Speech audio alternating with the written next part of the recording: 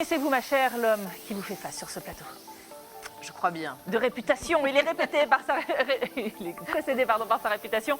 C'est l'une des perles de notre territoire, un pied dans le Loir-et-Cher et l'autre en Touraine, un tel monument que vous pourriez le faire visiter aux touristes. Moi, je vous le dis, c'est l'incontournable Aymeric Rouillac. Salut. Salut à toi, merveilleuse Émilie. Tu vas bien? C'est beaucoup d'honneur chaque fois que je te tu fais des me petites intros comme ça. C'est formidable. J'ai l'impression que la plume d'Edmond Rostand vit sur ses fiches admirablement. Bon, arrête, un peu préparé. quel flatteur celui-ci. Alors, tu es venu avec un trésor, Écoute, comme je suis venu d'habitude. avec un trésor de notre dernière Vent Garden Party qui s'est terminée La avec semaine ses heures dernière. et ses malheurs. Oui, incroyable. Tu as fait les gros Incroyable. titres. On a fait les gros titres, Money for Nothing avec ce tableau Ah oui, de Claude Money for Monet. Nothing. C'était la Renaissance Lochoise qui a trouvé le titre. Et puis ce petit tableau de Ténier que j'avais présenté sur ton tableau qui s'est envolé. Le principe des ventes aux enchères, c'est comme avant un match de sport. C'est ça. Tu gagnes, tu perds, tu sais pas avant, tu sais pas après. Mais je suis venu donc avec une des pépites de cette vente, une découverte qui a enflammé le monde des collectionneurs. Vas-y, raconte-nous. Bien, il Quel est s'agit ce d'un trésor? tout petit morceau de verre. Et je voyais la campagne que va nous proposer l'Assemblée du l'ADT. tourisme, l'ADT.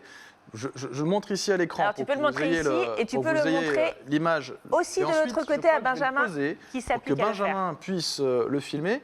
Il s'agit d'un morceau de verre, c'est le fond d'un gobelet. Hein, c'est le fond d'un gobelet pour pouvoir boire. On pouvait y boire du vin, de l'eau. Et en transparence, vous verrez que la lumière passe à travers. Vous avez un décor alors avec un fond bleu qui est assez étonnant. Pourquoi? Parce que ce décor alors, qui va s'afficher dans un instant sur Ouais. vos écrans On ébahis, aura fait le point. en réalité est pris entre Le voilà. deux Merci beaucoup, Benjamin couches Jérémy. de verre. D'habitude, quand tu vas voir un décor à l'or, bah, tu peins d'or, tu recouvres d'une feuille d'or du verre, et puis ensuite Ouais. tu grattes. Ce n'est que là, le décor à l'or est coulé entre les deux couches de verre. C'est quelque chose d'assez rare, d'assez virtuose, qu'on a maîtrisé à une certaine époque, il y a plus de 1600 ans, puisque cet objet a été créé à Rome au IVe siècle. Au IVe siècle. C'était un objet extrêmement luxueux, compliqué à fabriquer, qui était destiné à l'élite romaine, de ces patriciens dans l'Empire, ces grandes familles. Un objet dont il reste très peu d'exemplaires. Pourquoi? Parce qu'il y en a d'autres qui étaient créés à cette époque-là, mais Ouais. l'objet est en verre, donc il est cassé, il ne reste plus grand-chose, on ne fait pas attention, il ne reste plus que des tessons. Et de tous ces petits objets, ces fonds de verre qu'on a pu retrouver, il en reste juste une poignée dans des musées, et en trouver un aux enchères, c'était affolant. Et on a eu des amateurs d'Israël, de Suisse, d'Angleterre, d'Allemagne, des États-Unis. Tout le monde voulait enchérir sur ce petit bout de verre. Pourquoi? Oui, pourquoi? Eh bien parce que ce petit bout de verre nous fait changer de culture et de civilisation. C'est ça. Que représente-t-il, Émilie? Peut-être vois-tu Un berger, un berger. un jeune berger, Un jeune berger qui est coiffé à la romaine, il est glabre. avec il a son une agneau sur les petite épaules, c'est vrai. jupette sympathique. Hein, on voit ses gambinettes et puis ses chausses. Il a son agneau sur les épaules. Jusqu'à présent, dans l'Antiquité, je vous parle qu'on est à Rome au IVe siècle, quand tu avais un berger avec un agneau sur les épaules, c'était pour pouvoir aller l'offrir en sacrifice. On va au temple de Zeus, d'Athéna, de qui on veut, de Moloch, de Baal, et puis on égorge un mouton. Pendant un certain temps, on égorgeait même Honorer les les enfants. dieux. Arrête. Mais si, Bah, tu dis des horreurs. mais on sacrifiait des enfants, on sacrifiait des hommes. Chez les Aztèques, on continuait de sacrifier des hommes. Ouais. Et donc là, on se dit, tiens, le berger, il va sacrifier son mouton. C'est classique. Eh bien, non.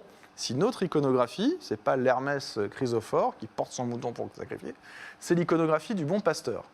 Le bon pasteur, c'est une des paraboles de la Bible qui est professée par Jésus, qui dit, si vous avez un troupeau de brebis et qu'il y en a une qui s'égare, eh bien, le bon pasteur, le bon berger, va aller chercher la pauvre brebis, il est capable de laisser tout le troupeau pour pouvoir apporter la brebis et en prendre soin. Et moi, dit-il, je suis le bon pasteur. Attends, j'ai pas compris, parce qu'on était chez les Romains, tout d'un coup on est dans la Bible avec Jésus. Exactement, on ne comprend plus rien. Pourquoi? Parce que les Romains sont en train de découvrir le christianisme, sont en train de découvrir cette religion qui est née en Orient. Les religions viennent toutes d'Orient, et on est en train d'assimiler le christianisme et d'assimiler cette image du Christ bon pasteur. Si bien qu'au lieu d'avoir un Dieu qui est un Dieu terrible, si tu penses à Zeus, tu n'as pas envie de te retrouver en tête-à-tête avec lui. Tu m'étonnes. Si tu penses à lui et que tu es une femme, tu vas finir violée. Ça, c'est sûr. Si tu penses à Neptune, tu vas finir coulé si tu es un marin. Si tu penses à Athéna, tu vas finir transpercé par une flèche. Bon, Dieu, c'est toujours quelqu'un dans l'Antiquité qui fait peur, à qui on fait des sacrifices, même parfois humains. Bien sûr. Et là, cette nouvelle religion qui vient d'Orient, de Palestine, eh bien, Dieu se présente comme un berger pour pouvoir prendre soin de ses brebis. Et alors là, donc ça veut dire que c'est la figure de Jésus qui est représentée à travers ce... Exactement, ce joli petit berger avec berger. sa coiffe à la ça. romaine, le visage glabre, tu sais, il n'a pas sa grande barbe comme on peut le voir par ailleurs, en petite jupette Ouais. avec des choses. C'est Jésus, c'est ce nouveau Dieu qui vient d'Orient, qui va être assimilé par l'élite romaine. Et à partir de ce moment-là, l'image du bon pasteur va être une des images pour permettre de dire que finalement on change de paradigme. C'est ce que je te disais au début de cette Ouais. émission. On change de culture. Dieu n'est plus là pour nous faire peur, il est là pour nous aimer. Ouais. C'est peace and love à la fin de l'Empire romain. Un morceau d'histoire, encore une fois, sur ce plateau. Grâce à toi, Emery, je te remercie beaucoup de nous apporter sous ces plateaux formidables. Ce médaillon, il est parti à 40 000 €, je crois. Il part où? Il part en Suisse. Quitte le Val-de-Loire, il va vers la Il part en Suisse. Suisse, c'est de la folie. Ils étaient tous à le vouloir. Bon, un Suisse qui était plus généreux que Le d'autres. Suisse a gagné. Allez, on retrouve tous les objets merveilleux et leur histoire, c'est ça qui est passionnant, sur rouillac.com.